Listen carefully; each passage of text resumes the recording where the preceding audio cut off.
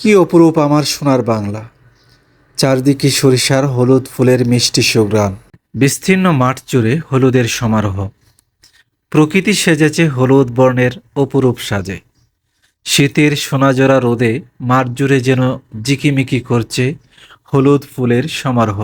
যতদূর চোখ যায় শুধু হলুদ আর হলুদ। দিগন্ত জুড়ে হলুদ ফুলের হাতছানি। ফুল যেন হাতছানি দিয়ে ডাকছে মৌমাছিকে, এসো পান করো মধু, বিলিয়ে দাও জনতার মাঝে। প্রজাপতির দল ছুটে বেড়াচ্ছে ফুলে ফুলে, মৌমাছির গুঞ্জরণে মুখরিত সরিষার বিস্তীর্ণ মাঠ।